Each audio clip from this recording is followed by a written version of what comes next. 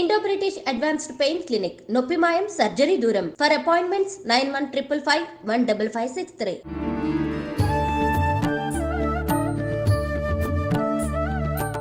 నమస్కారం, welcome to I dream. ధర్మ మార్గం విత్ విజిత కార్యక్రమానికి స్వాగతం. అయితే గురువారం పుష్యమి నక్షత్రం కలిసి వచ్చిన రోజు చాలా విశేషమైన రోజు అని చెప్తుంటారు. ముఖ్యంగా కార్తీక మాసంలో ఈ గురువారం పుష్యమి నక్షత్రం కలిసి రావడం ఇంకా చాలా పరమ పవిత్రమైన రోజుగా మనం చెప్పుకుంటూ ఉంటాము. అయితే ముఖ్యంగా ఈ గురువారం పుష్యమి నక్షత్రం కలిసిన రోజున గనక మనం బంగారం కనుక కొంటే కొన్నదానికి రెట్టింపు కొనే స్తోమత మనకు కలుగుతుందని చెప్పి కూడా చెప్తూ ఉంటారు. నిజంగా ఇప్పుడు బంగారం కొనే అవకాశం ఉందా? బంగారం ఆకాశాన్ని తాకుతోంది. మరి నిజంగా ఆ రోజు బంగారం కొనాలా ఏంటి? ఇలాంటి మరిన్ని విషయాలు ఇప్పుడు గురుగారితో మాట్లాడి తెలుసుకుందాం. ప్రస్తుతం మనతో పాటు ఉన్నారు ప్రముఖ జ్యోతిష్య పండితులు నందిబట్ల శ్రీహరి శర్మ గారు. ఇప్పుడు వారితో మాట్లాడేద్దాం. నమస్కారం గురుగారు. వాగర్థావివ సంపృక్తౌ వాగర్థ ప్రతిపత్తయే జగతః పితరౌ వందే పార్వతీ పరమేశ్వరౌ ఆదిత్యాయ చ సోమాయ మంగళాయ బుధాయ చ గురుశుక్ర శనిభ్యశ్చ రాహవే కేతవే నమః. శృంగేరి జగద్గురు పీఠాధిపతులకి, కంచి పీఠాధిపతులకి నమస్కారములు తెలియజేసుకుంటూ కార్యక్రమాన్ని ప్రారంభిద్దాం. గురుగారు, కార్తీక మాసం మామూలుగానే పరమ పవిత్రమైన మాసంగా చెప్పుకుంటాము. అంతే విధంగా మనము విశేషంగా ఆరాధిస్తుంటాము భగవంతుని మాసం అంతా కూడా. అయితే ముఖ్యంగా గురువారం పుష్యమి నక్షత్రం కలిసి వచ్చింది అంటే అది కూడా చాలా మంచి రోజుగా మనం చెప్పుకుంటాము. ఈ మూడు కలిసి వచ్చాయి, కార్తీక మాసం, గురువారం, పుష్యమి నక్షత్రం, ఈ మూడు కలిసి వచ్చాయి. ముఖ్యంగా మన పెద్దవాళ్ళు చెప్తుంటారు, ఇంతకుముందు మీరు కూడా ఒక వీడియో మనం చేసేటప్పుడు చెప్పారు, గురువారం పుష్యమి నక్షత్రం కలిసి వచ్చిన రోజు చాలా విశేషమైందమ్మా, ఆ రోజు బంగారం కొంటే కనుక చాలా మంచిగా మనకు ఇంకా రెట్టింపు కొనే అవకాశం, స్తోమత కలిసే అవకాశం వస్తుంది అని చెప్పి. మరి ఇప్పుడు బంగారం కొనే పరిస్థితులు ఉన్నాయంటారా? బంగారం చూస్తే ఆకాశాన్ని అంటుతోంది రేటు. మనం ఏంటి తులం 80,000 కూడా దాటే రోజుల్లో ఉన్నాము. మరి ఇలాంటి సందర్భంలో బంగారం కొనలేని వాళ్ళు ఉంటారు. మరి నిజంగా బంగారమే కొనాలా? దాని బదులుగా మనం ఏమైనా కొనొచ్చా? కొనకపోయినా పర్వాలేదా? ఇలాంటి విషయాలన్నీ కూడా తెలియజేయండి. తప్పకుండానమ్మా. కార్తీక మాసం అనేక విధాలుగా పుణ్యాన్ని సంపాదించుకోదగినటువంటి పుణ్యమాసంగా చెప్పవచ్చు. అవునండి. ఇక పౌర్ణమి దాటిపోయింది, ఇక కార్తీక మాసం సమాప్తం అవ్వడానికి సమయం ఆసన్నమైంది. కాబట్టి ఇంకా మిగిలినటువంటి రోజుల్లోనైనా కానీ ఇప్పటి వరకు వీక్షించేటువంటి ఐ డ్రీమ్ ప్రేక్షకుల్లో ఇప్పటి వరకు కూడా సరిగ్గా ఎటువంటి నియమాలు పాటించకుండా ఉన్నవాళ్ళు అయినా కానీ, నియమాలు పాటిస్తూ ఇంకా ఎక్కువ రోజులుంటే బాగుండి, ఇంకా కొత్త కొత్త విషయాలు ఇంకా ఏవైనా ఉన్నాయా అని, ఆ రోజుల్లో ఎటువంటి నియమాలు పాటించాలి అని తెలుసుకోగలిగే ఆసక్తి కలిగినటువంటి ప్రేక్షకులకు కూడా ఒక చిన్న మనవి. రేపు అనగా 21వ తారీఖు రోజున గురువారము, పుష్యమి నక్షత్రము మరియు షష్ఠీ తిథి ఇవన్నీ కలిసినటువంటి అలభ్య పుణ్య యోగముగా గురుపుష్య యోగం చెప్పబడి ఉందమ్మా. అసలు ఈ గురుపుష్య యోగము రోజున మీరు అన్నట్టుగా బంగారం కొనుక్కుంటే చాలా మంచిది. అంటే ఎందుకు, దీనికి అంత వివరం తెలియజేస్తాను. మరి బంగారం కొనని వాళ్ళు అందరికీ స్తోమత ఉండదు కదా. 15,000 జీతం సంపాదించుకునే వాళ్ళు 8,000 పెట్టి గ్రామం కొనుక్కోలేరు కదా. మరి అటువంటి వాళ్ళు బంగారంతో సమానమైనటువంటి ఫలితాన్ని ఏ విధంగా పొందాలి, అలాగే ఉన్నటువంటి ఈ అలభ్య పుణ్య యోగాన్ని ఏ విధంగా మనము మనకు అనుకూలంగా మరల్చుకోవాలి, అంటే ఎటువంటి నియమాల్ని పాటిస్తూ ఆ యోగాన్ని మనం పొందాలి అనే విషయాల గురించి సవివరంగా, అంటే జాతకరీత్యా కూడా అనేక రకాల సమస్యలు ఉన్నటువంటి వారికి సంబంధించి ఆ పరిహార క్రియలో రేపు 21వ తారీఖు రోజున ఏ విధంగా చేసుకోవాలనేటువంటి విషయాల గురించి క్లుప్తంగా తెలియజేసుకుందాం. అసలు గురు పుష్య యోగం గురించి తెలుసుకుందామమ్మా. గురువారము పుష్యమి నక్షత్రము, సహజంగా ఆదివారము పుష్యమి నక్షత్రము కలిసి వస్తే పుష్యార్క యోగంగా చెప్పబడి ఉంటుంది. కానీ ఇదే పుష్యమి నక్షత్రం గురువారం వస్తే ఆ పుష్యార్క యోగంతో సమానమైనటువంటి గురుపుష్య యోగంగా చెప్పబడి ఉంది. అంటే ఈ రోజున ఏవైనా తలపెట్టినటువంటి పనులు నిరాటంకంగా సాగిపోతాయి. అవాంతరాలతో ఇబ్బందులు పడుతున్నట్టు ఏ పనులు మొదలుపెట్టినా బ్రేక్స్ అప్ అవుతుంటాయి కదమ్మా. అటువంటి వాళ్ళు ఈ రోజున గనక ప్రారంభం చేసుకుంటే ఇక తిరుగంటూ ఉండదు, పూర్తిగా కంప్లీట్ అయిపోతుంది ఎవరికైనా కానీ. అంటే కొత్తగా వ్యాపారము, ఉద్యోగంలో జాయిన్ అవ్వాలి, ఏదైనా కానమ్మా చాలా మంచిదని చెప్పవచ్చు. కొత్తగా ఏది చేసుకున్నా మంచిదే. ఇదివరకు బ్రేక్స్తో ఉన్నటువంటివి మళ్ళీ ప్రారంభం చేసుకుంటే ఇక బ్రేక్స్ అంటూ ఉండవు.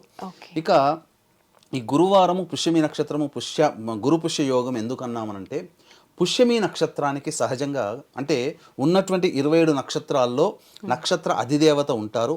ఆ నక్షత్రాలని పరిపాలించే గ్రహము కూడా ఉంటుంది.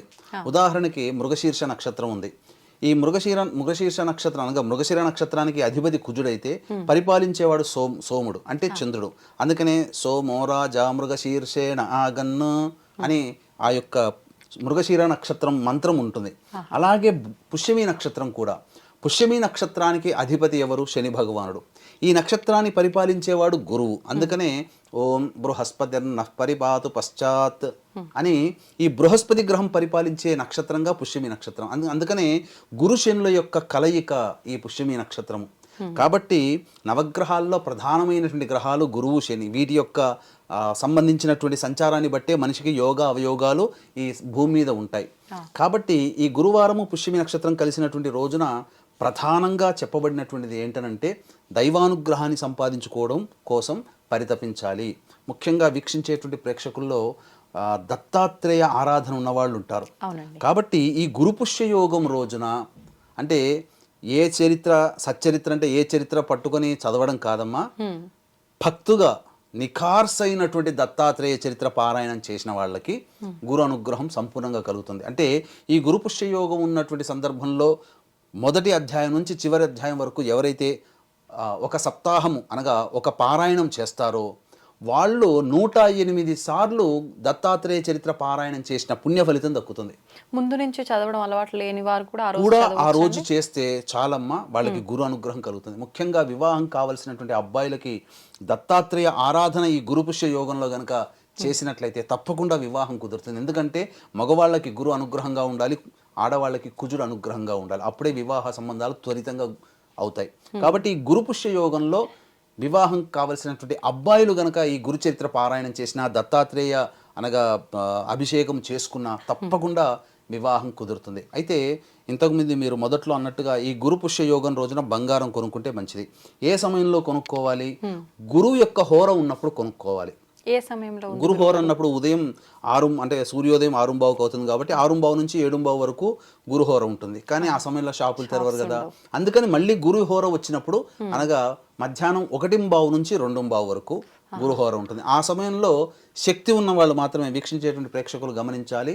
శక్తి ఉన్న వాళ్ళు ఆ బంగారు రూపుని గ్రామో, అరగ్రామో, పావు గ్రామో కొనుక్కుని ఇంట్లో తెచ్చిపెట్టుకొని పూజ చేసుకుంటే ఖచ్చితంగా దానికి 10 రెట్ల బంగారం కొనుక్కునే శక్తి, లేదా బంగారం అంటే ధనము కాబట్టి ధన సమృద్ధి అవుతుంది.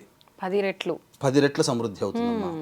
మరి గురుగారు మీరు ఇందాక అన్నారు అందరూ కొనుక్కోలేని వాళ్ళు కొనుక్కోగలిగే వాళ్ళే ఉండరు, కొనుక్కోలేని వాళ్ళకు అంతే సమానమైన ఫలితం ఉండేలా ఇంకొక విషయం ఉంది అని చెప్పి, మరి ఏంటి ఆ విషయం?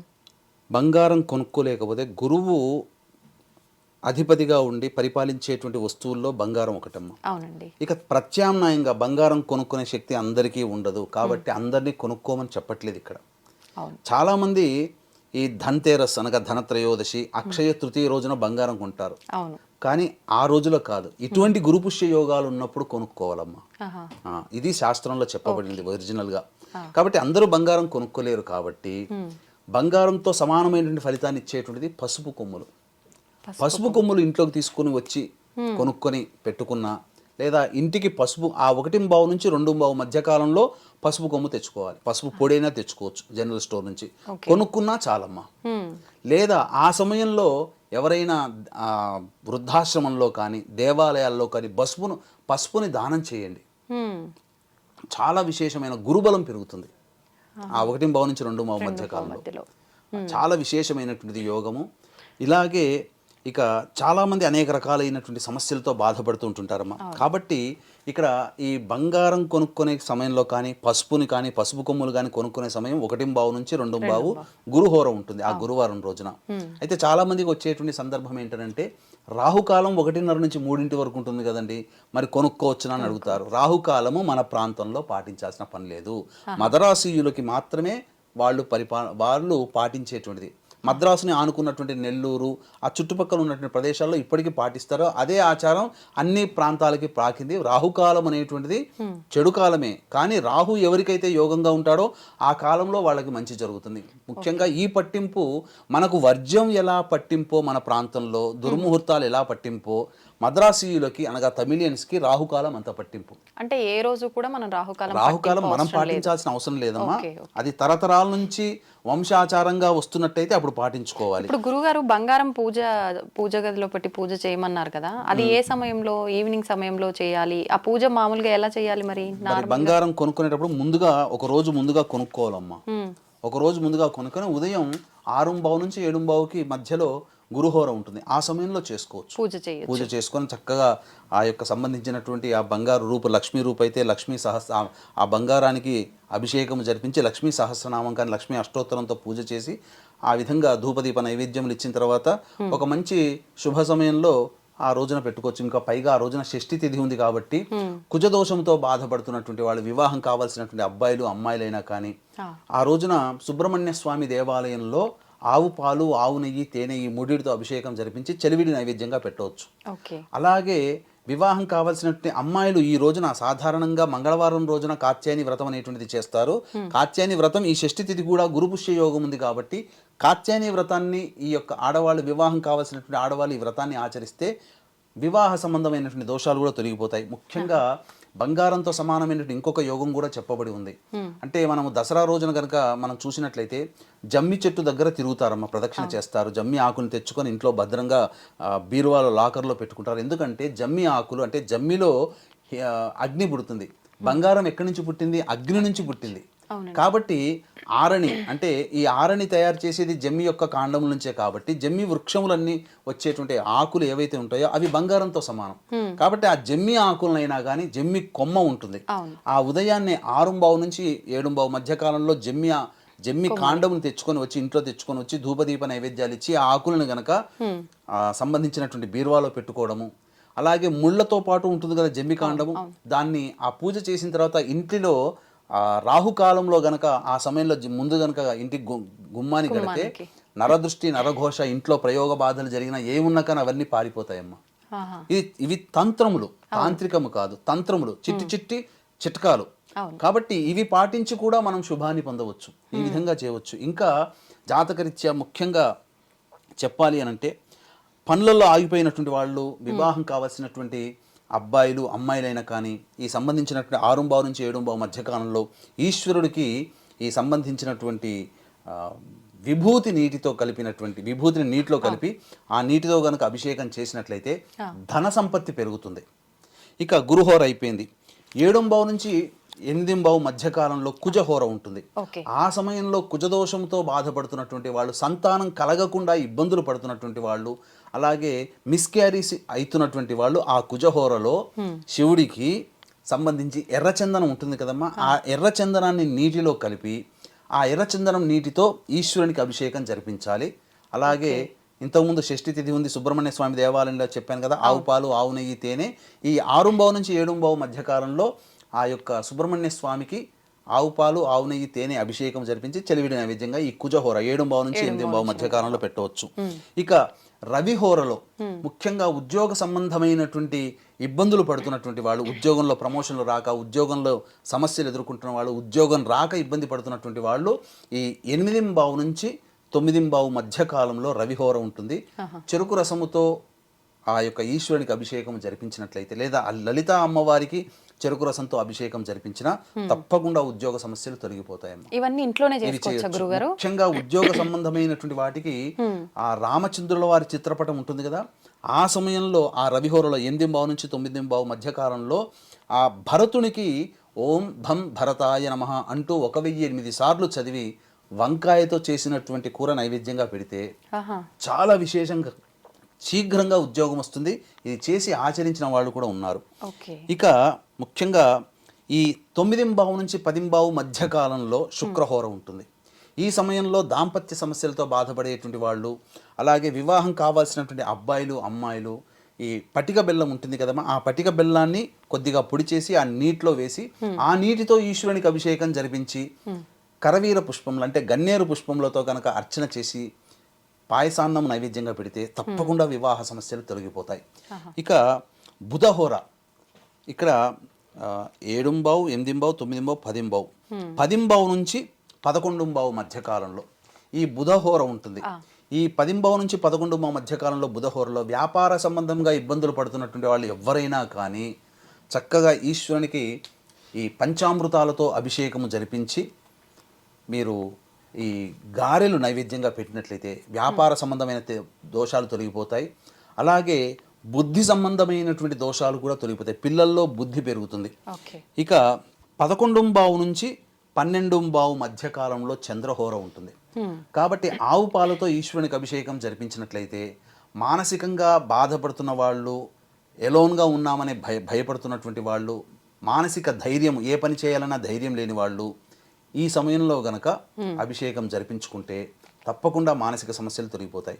ఇక 12 నుంచి 1 ఉన్నటువంటిది చాలా మందికి కావాల్సినటువంటిది. వీక్షించేటువంటి ప్రేక్షకుల్లో వృషభ రాశి, మిథున రాశి, వృషభ, మిథున, కర్కాటక, సింహతుల, వృశ్చిక, మకర, కుంభమీన రాశిలో జన్మించిన వారికి శని దోష ప్రభావం ఉంది. కాబట్టి ఈ 12 నుంచి 1 మధ్య కాలంలో నవగ్రహాల చుట్టూ శివాయ నమః అంటూ 27 ప్రదక్షిణలు చేసి శనేశ్వరుడికి నల్ల నువ్వుల నూనెతో అభిషేకము జరిపించి అన్నము నల్ల నువ్వులు కలిపిన ముద్ద నైవేద్యంగా పెట్టి ఆ విధంగా అదే సమయంలో వృద్ధాశ్రమంలో కానీ లేదా అనాథలకు కానీ పారిశుద్ధ్య కార్మికులకు కానీ ఏవైనా తినుబండారములు, వస్త్రములు కానీ ఫలములు కానీ ఇచ్చినట్లయితే శని దోషం ఖచ్చితంగా తొలగిపోతుంది.